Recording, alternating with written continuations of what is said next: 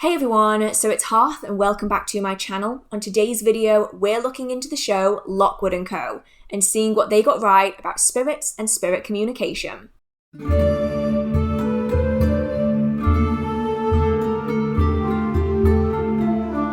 If you've been on this channel for more than a few minutes, you'll probably know that I'm really passionate about witchcraft and witchcraft education.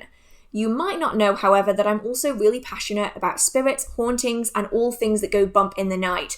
And so when I saw the trailer for Lockwood and Co, I knew I had to watch it. If anyone doesn't know what Lockwood and Co is, it is a show on Netflix. It's just 8 episodes long, so it's a fairly easy watch. I'm not affiliated with them in any way, I just really enjoyed the show. And it follows the lives of 3 talented young people, Lockwood, George, and Lucy, as they traverse a world that is full of dangerous spirits and ghosts. Several decades before the setting of the show, an event occurred that caused spirits of the dead to walk among the living. If that doesn't cause chaos enough, they quickly discovered that if a human were to be touched by a spirit, they would immediately die. Adults can't see these spirits, and so when they found out that several children, teenagers, and young people had the talent to be able to see, hear, or interact with these spirits, they set up schools and organizations to help train these young people and help protect the general population. This show follows all of the chaos that ensues when Lucy joins Lockwood and Co. And it's a really fun watch. I wouldn't necessarily recommend children to watch it, but probably teenagers and above would find something really interesting about this show. Now, during this video, I'm going to be talking about the things that Lockwood and Co got right about spirits and spirit communication. It is, of course, important to remember that this is a fictional fantasy show and that not everything in this show is going to be accurate, and I wouldn't expect it to. However, everything comes from somewhere, and the inspiration for these shows doesn't come out of nothing, it comes from the real world. So today we're going to be talking about the sources of some of these pieces of information and what we can learn from it, even in a fictional setting. Now, I'm going to try my best to not spoil any of the show, but that is a little bit tricky, so I would recommend checking out Lockwood & Co, giving it a watch, and that way I don't accidentally spoil anything for you later on. But if you do enjoy living on the wild side, feel free to watch this video first, and hope I don't spoil anything, because, I might, and I'm going to give you forewarning for that. One of the focal points of the show, and what makes this universe so terrifying, is that everyone is at risk from spirits. If anyone gets touched, they'll die. But the majority of the population has no way of knowing if a spirit is nearby. You could be inches away from your death, and you wouldn't know it was there. Only a small percentage of young people are able to sense, hear, or see spirits. And even then, those people will eventually grow out of it. And that's got to be terrifying. You've been able to see the full depth of your world, all of the danger that's around you. And then one day you wake up, and you're too old, and you're still at risk, but you have nothing to defend yourself against it. That's really, really terrifying, to me at least, and that's what all of the characters in this show are essentially dealing with. Their talent is ticking away day by day. They're going to become less sensitive to the spirits that are around them. This is something that's actually based in the real world, and we've seen the idea of this many times over different forms of literature and media, one of the most famous being Peter Pan. The idea that only children are able to enter Neverland, and when you grow up, that's it. It's all closed off to you. We see this in stories of children interacting with elementals, nature spirits, fair folk, ancestors, ghosts. We'll see this in the form of past lives and astral projection. Children seem way more in tune with this secondary world, this more spiritual world than adults are. And the older they get, the less sensitive they are, until eventually they forget all about it and they just grow up and get on with their lives. There's lots of theories as to why this might be, but obviously no one knows for sure. It could be that children and animals are easier to communicate and interact with, and so a lot of spirits will choose to communicate more freely with children than they would adults because adults are more closed off. There's also the idea that as we develop into adults, our world gets busier, our lives get more hectic, and we are told more and more not to believe in the childish fairy tales. And ultimately, we stop believing in them, and so we stop seeing the world in the way that we did before. I think a lot of us on social media have seen those videos of, this is what life used to look like, and it's a very rose-tinted, stress-free view of the world. Maybe that's what changes. Maybe our lives just become so hectic that we don't have time to see the beauty and the spirits anymore. Whatever the reasoning, a lot of people will grow out of their psychic and spiritual abilities. And it's not something that you can never get back. It's just something that's harder to develop when you're an adult versus when you're a child. Especially when you have a lot of stigma around these things, especially when you're told it's childish or it's foolish or it's silly or you're being daft. It makes us not want to pursue these things. And so oftentimes, we just don't. That being said, there are a lot of people who do still use their abilities and their talents that they had when they were children. They've never grown out of it. And all I can say is that you are very lucky, because a lot of people don't have that experience and they have to relearn things all over again. The other focal point of the show is that different young people will have different forms of this talent. So some young people will be listeners, so they can hear the spirits, they can hear echoes of the past, or they can hear spirits actively in that plane. So they might hear knocking or tapping, they might hear a death occurring, or they might hear the residual energy that was going on in that home or within that space. You then have people who are able to sense spirits. So they're able to touch things and get a feeling of what that object was, who it belonged to, how it behaved. And then you also get people who are able to see spirits. So you have people that are able to see death traces, so they're able to see essentially the outline of where someone has passed away, and they're then able to extrapolate information out of that, which might help them protect themselves against this individual spirit. You then also have people who can see full body apparitions, and the amount of talent that you have is not guaranteed. Some people are incredibly talented and can see things in great detail and hear a lot of things. Other people are not so talented, and they're probably the ones that are going to lose their talent first. And I thought this was really interesting because a lot of these talents are based on things that we do see in our world and that people do experience. They're known as the Clair-senses. So the first one is clairaudience. It's known as clear hearing, and it means that you're able to hear spirits and spirit communication. So you might be able to hear knocking and banging and tapping, but you might also be able to hear voices, singing, screaming, crying. It can be very dramatic or very mild depending on the person. That's what the listeners in this show are based on. You then have clairvoyance, or clear seeing or clear vision, and it means that you're able to see spirits. You might be seeing echoes of the past, so repeating events that have occurred that have essentially left an energy signature, or you might be seeing spirits that are in active residence. You might see full body apparitions, partial apparitions, light anomalies, or orbs. There's many different options, and it can be from really strong to really mild. There's also clairsentience, which is clear sensing, and it's what a lot of people will experience in a rather mild form. It's the ability to sense when a spirit presence is nearby. You might not be able to see them, or hear them, or smell them, or anything else on this list, but you can feel that something is there. It's usually accompanied by an uncomfortable feeling, nausea, which I will touch on later in this video, hair standing on end, goosebumps, or a feeling that you're being watched. These are all really common with this clairsense. You also have claircognizance, which is clear knowing, and it's knowing information about someone who has passed over or something that is around you, but you don't know how you're getting that information. So you're not being verbally told and you're not being visually shown, but you know that information, and in some cases it can even be fact-checked, which I think is really fascinating. And then the last fairly common clair is clairalience, and I'm sure that I said that wrong. I've always seen this written, I've never said this one out loud, but it is clear smelling, and it's the ability to smell spirits, whether that is residual energy, it could be perfume, cigar smoke, body odor, it could be blood or other such nasty things, but it's the ability to smell things that have either been an echo of the past or are present with a spirit that is residing within that space. Now, when it comes to all clairsenses, sometimes there's crossover, so you might find that you have clairvoyance and clairaudience. You might find that you have claircognizance and clairaudience, but not any of the others. And you can develop your skills over time, and this is something that we see in the show as well. Now, one of the common things that the characters do is that they will close off other senses to magnify their abilities. This is something that is often done in the real world as well. If you do have a particular skill you would like to hone or adapt, if you're in a safe group in a space that you know has spirit activity, you're able to close off one or more of your senses so that you can magnify the others. If you know that you can hear spirits, but you want to develop it a little bit more, put on a blindfold or close your eyes or turn off all of the lights. If you want to develop your ability to smell spirits and perfumes and cigar smoke, then both blindfolding yourself and also wearing noise-cancelling headphones can help to further magnify this ability. And this is really good if you are training and developing these abilities.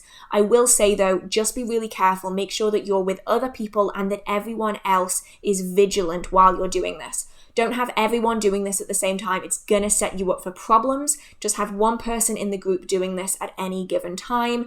And also make sure that no one is wearing any kind of strong perfumes. Make sure they're not having any strong body wash, shampoo, anything like that. Because especially if you're training your ability to smell, you don't want that to be confused with other things that are happening in the living world.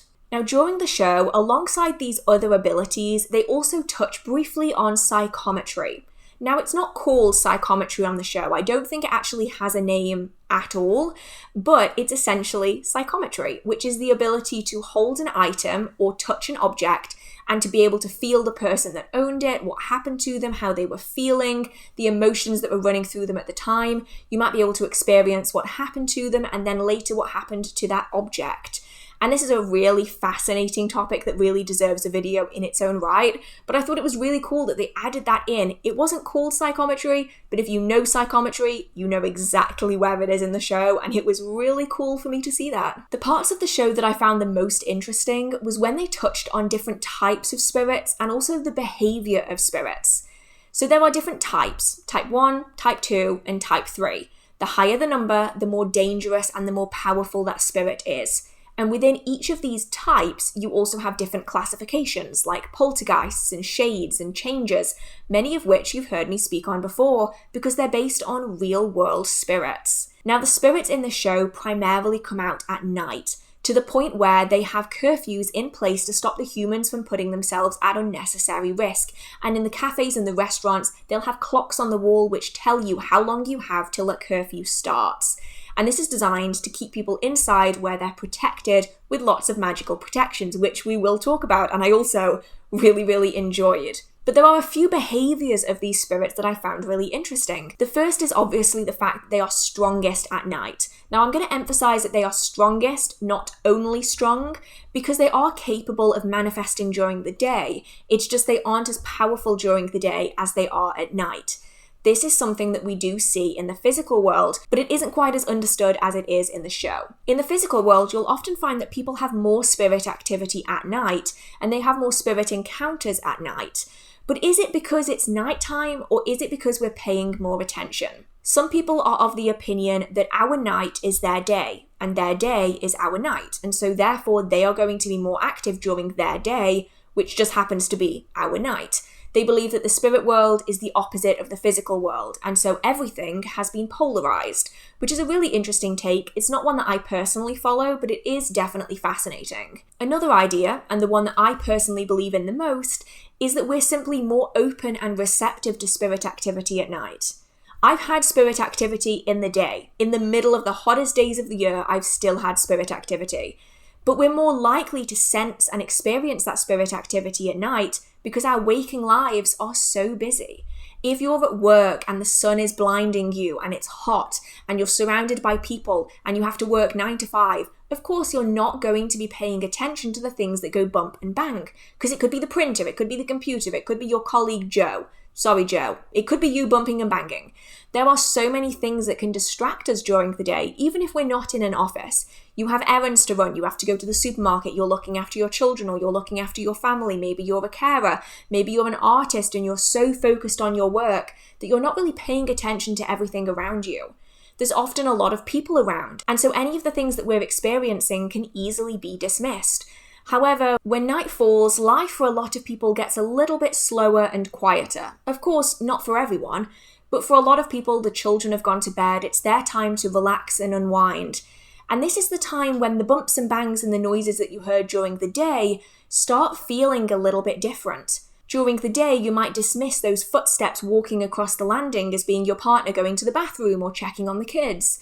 But at night, when you know that your kids are asleep and your partner is in the kitchen, those phantom footsteps suddenly don't belong to anyone. The smell of old-fashioned perfume that wafts past you during the day when the windows were open might have been dismissed for someone walking past outside.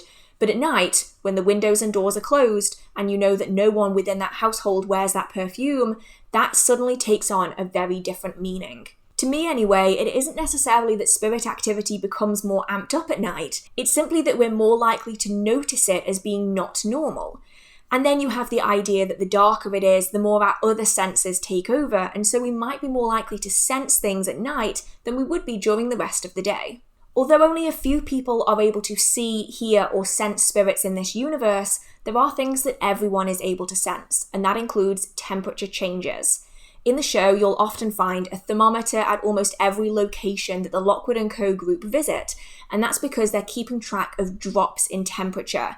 And this is something that we see in physical spirit communication as well. However, it's not just drops in temperature that can imply that a spirit is nearby. It's also spikes in temperature as well if they don't have a cause. You'll often find that people will bring with them to haunted locations thermometers, usually laser thermometers, but really any thermometer will do. As long as you know it's in a location that does not have a draft and does not have any kind of active heat source, you can track the temperature and see if there's any activity going on in that space. No one really knows why spirits change the temperature or how they do it, but you will often find that spikes and drops in temperature commonly occur just before spirit activity manifests. Now, some people believe that drops in temperature means it's a negative spirit and that rises in temperature means it's a positive spirit, but a lot of people just count any change in temperature to be a spirit and then take it from there. That way they're prepared just in case that high increase in temperature is actually something not so nice. Every spirit in this universe is attached to an object of significance. These are known as sources, and they're exactly what it says on the tin. They are the source of their power. And so by destroying or containing their source, you're able to contain the spirit. And that is something that I always found really interesting in this show, because it's something that we see similar in the real world. Spirits don't have to be attached to anything in the real world. Sometimes you'll just have wandering spirits, but oftentimes if someone has passed and they don't want to let go of something important to them, they'll attach themselves onto it. We'll often see this with items that meant a lot to them, things like engagement or wedding rings, family heirlooms, photographs of family members, trinkets and other objects that were given to them by someone they loved. These objects contain a lot of power, a lot of memory, and a lot of emotion. And so spirits are often attached to objects that they thought were particularly significant in life. They can also attach themselves onto objects like furniture, and we've seen this several times over the years, especially with things like mirrors, with knives and blades and other weaponry, as well as furniture that was really valuable to that person and maybe was given to them by someone they loved very much. You'll find that they're attached to houses and properties, the land itself, and sometimes even other people, though that's a little bit more rare. When these objects are then moved from place to place, that spirit will often come with it, and this is where a lot of problems come. You'll often hear people say that suddenly they were haunted and they had no idea where it came from, and usually it always comes from somewhere. And sometimes it's in an item that you've brought into that space, and until you deal with that item, you're always going to have that spirit attached onto it. Now, you can deal with this item by removing it from that home, by selling it, by donating it, whatever it might be. Some people might not be as sensitive to that spirit. You can also banish that spirit from the object, though do remember that banishing a spirit does not actually destroy it. That is something that is also seen on the show as well, which I will get into. I know I'm getting into a lot of things in this, but there's a lot going on in this series. So you can banish a spirit from an object or cleanse it out of an object, but it is going to still be present in that environment. So if you're going to do this, I wouldn't recommend doing this inside your home because you're just releasing that spirit from the object and into your house. Instead, I would do this outside and then add protection so that you're not bringing the spirit back in again. But ultimately, it is important to remember that that is that spirit's home. Just because you find a ring pretty does not mean that you should exorcise or banish the spirit from inside that object just because you don't feel comfortable with it. The spirit had it first. Let's remember that. And if you would like more information on why your house might be haunted, I do have a video on that. I'll link it in the description box. So I found it really interesting, the whole idea of sources being the focal point for a spirit's power. Like, that was really interesting. And also, sources, both in the show and in the real world, don't have to be objects and items. They can also be bones as well. And you will commonly find this in the physical world. The thing that links a person to this physical plane are their remains, rather than an item per se. The show also really briefly covers the idea that spirits are not necessarily what you think they are. A beautiful woman in white isn't necessarily going to be friendly to you. And in this show, spirits will actively attack people, and they will do this in very malicious ways. They will come screaming into your face. They will cause you to suffer the same fate they did. They will curse you or touch you and cause you to die. And sometimes the spirits that you might feel the most comfortable around, such as babies and children, are not as friendly as you would think they'd be. And although this isn't a big focal point on the show, we do see child spirits actually being very malicious and causing many deaths in the show. And so I think this is really interesting to point out, because a lot of movies and shows go one way or the other. They'll say either that child spirit is really innocent and kind, they just need protection and help, and then other times they'll say, oh, this child spirit's actually a demon. Usually it's something in between. It could be something that likes to take the form of a child. It's a spirit that perhaps likes the comfort that it gets from humans by taking the form of a child. Sometimes they are trickster spirits or malicious spirits. There's a lot of variety there. But in the physical world, you'll often find that spirits will take on the form of children for a few reasons. One is that they'll often get a better reception from people who do have children of their own. If they do appear as a child, they might get more attention, sympathy, kinder words, and that might be really important to them. The second is that they might be a trickster spirit pretending to be a child to be able to achieve some entertainment for their own. Or they might simply be a child spirit, and so they're taking on the form of that child. But with any kind of spirit, never assume that what you see is what you get, because it doesn't always work that way. Spirits can lie, they will actively lie if they want to, so just be careful. You can see the most awful looking spirit in the world, and it might be the sweetest thing you'll ever meet. You might see the nicest looking spirit in the entire world, and it might be hell personified. There are so many different ways that things can go, so if you're interacting with spirits, keep an open mind, but make sure that you're staying safe and protected. And that is something that the show really emphasizes: protection. Now, because Lockwood and Co are designed to defend against spirits, to protect the innocent people, to contain sources and the spirits that are attached to them, there is a lot of talk about protection and the protection items that they use. And this is the reason why I wanted to do this episode. Within the first 5 minutes of the show, they listed out half a dozen protective items, and I was like, oh boy, whoever did their research for the show, they did it good. They did a good job. So the first thing that every single person who interacts and defends against spirits has is some form of blade. And it is mentioned that the blade is made of iron. Now, this is a really interesting subject. There's a lot of debate on iron as to why it's protective against spirits. Some people believe that it is because it is a man-made metal. It's something that's been warped and changed and altered. It's no longer natural, and so it is very defensive against spirits. So that could be one reason. A lot of earthbound spirits don't like iron for one reason or another. We see this in the stories of the Fae, that a lot of them don't like iron. Emphasis on don't like. It's not dangerous necessarily to them, and a lot of spirits will still get past iron, but it's something very irritating that they don't particularly like. And so in the show, they will have an iron blade, they have iron filings, and they have iron chains as a way of defending against spirits. And they will use both these in an active way and also in a more defensive way, laying it out in a circle around them. Alongside iron, they'll also use salt bombs. Now, salt is traditionally used within witchcraft and in many other traditions and religions as a cleansing agent and a repellent of evil, and that's probably why it was included in this show. They also talk about using lavender water. Now, lavender water is made in a very similar way to rose water. And lavender, although a lot of people don't like it, I know a lot of people really don't like the smell of lavender, has a lot of properties, including protection. And so it's used in a similar way to holy water in the show. It's sprayed upon spirits as an irritant and a deterrent.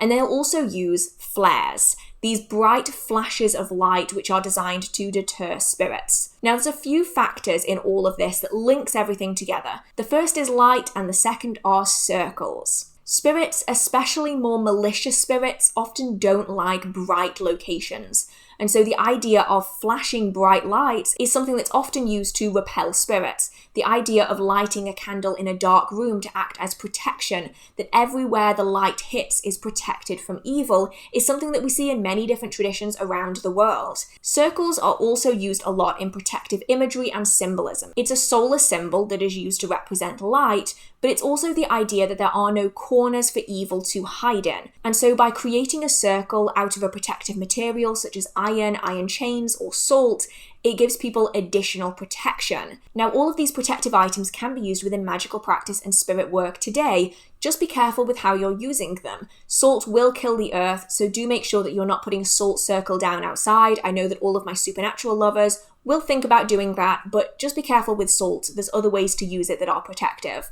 But all of these things can be adapted and used within your magical and also your spiritual practices today.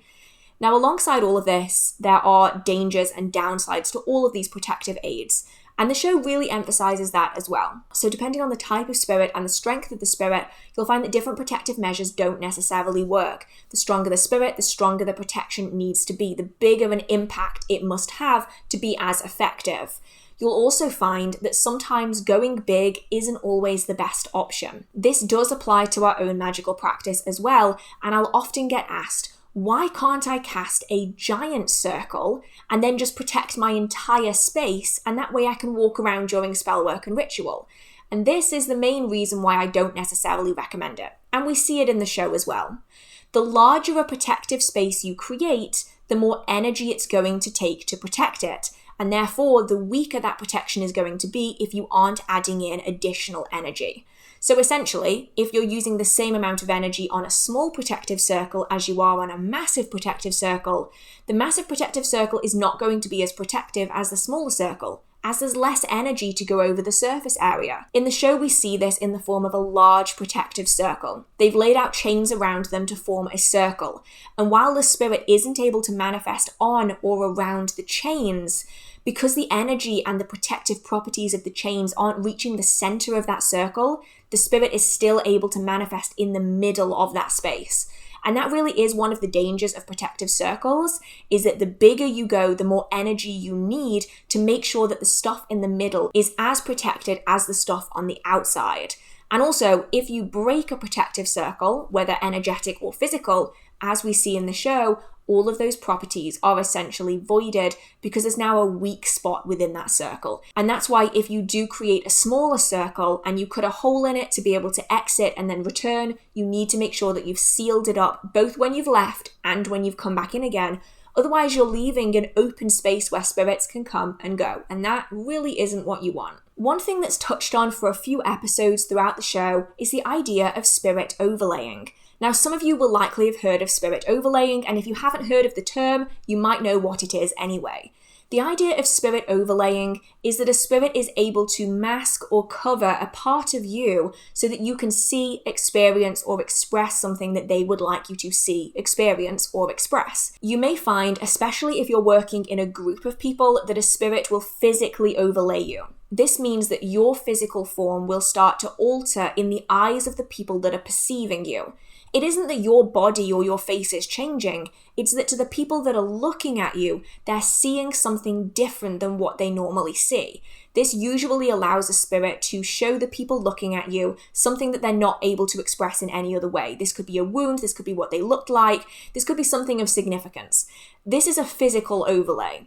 You then have things such as emotional overlays or personality overlays. They're able to overlay how they feel or how they express themselves onto you. And it's going to start manifesting in the way that you feel. You might suddenly feel really afraid or really sad or really angry. You might feel hysterically happy or super excited. You might then also feel pains or sensations that relate to how that person passed. There's lots of information that can be given with these spirit overlays. They're also able to overlay experiences. So it might not just be an emotion. It could be an emotion and a sensation, and this is something that we see in the show. Lucy is overlaid by the energy of a spirit, and she experiences what that spirit experienced moments before her death. This is something that's really powerful within the show, and it can be experienced in the physical world, just usually not to such extreme extents. Oftentimes, it's mediums that will experience this more than other people because they do have a more direct link with that spiritual connection. But if you are particularly sensitive or you're particularly attractive to a spirit in that location, that doesn't mean physically attractive. That means that there's something in you or about you that they feel resonates with them, and so it's easier for them to overlay onto you.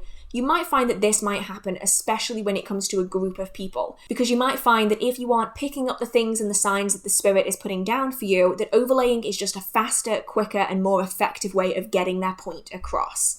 And sometimes it's not very nice, and you will have to kind of forcefully tell a spirit to leave because they're essentially forcing their energy over yours and they're completely overriding it, which can be really scary. And you'll often find people saying that when they were in buildings or significant properties that they felt really emotional, really sad, really ill. They might feel really angry and they might even sound different. And this is sometimes what happens with spirit overlaying. And the last thing I'm going to be talking about from this show really puts the entire universe in perspective for me.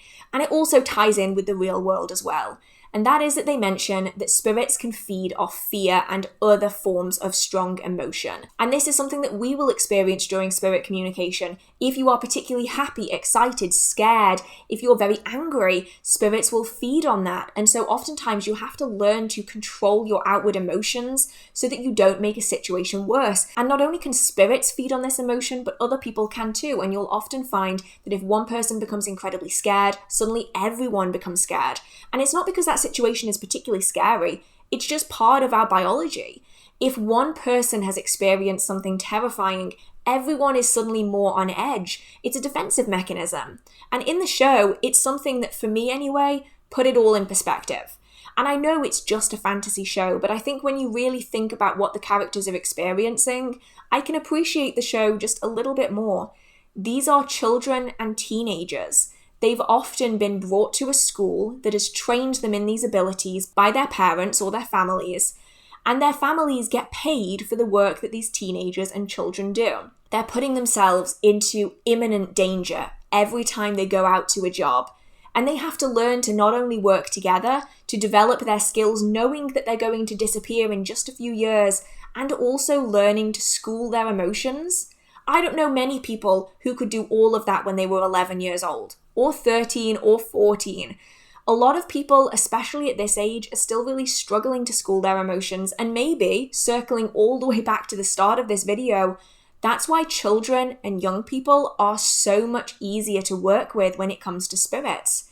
High emotion is something that children and teenagers are known for. They aren't able to fully regulate their own emotions yet. And so, if spirits are going to feed off emotions, whether positive or negative, children and teenagers are a really good source of that.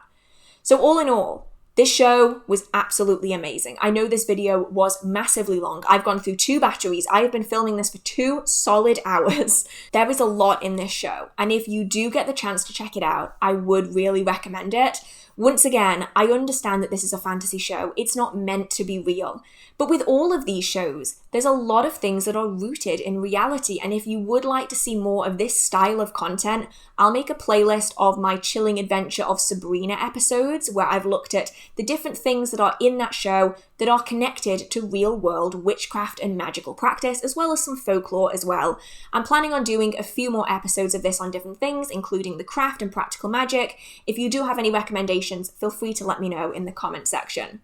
Let me know what you thought of Lockwood and Co. Did you enjoy it? Did you not enjoy it? Which bits really stood out to you? I would love to know. If you do like this video, please give it a like. It means a lot to me. If you know anyone that would like this video, feel free to share it with them as well. If you have any questions, comments, concerns, video ideas, or just want to chit chat with the community, feel free to post it in the comment section.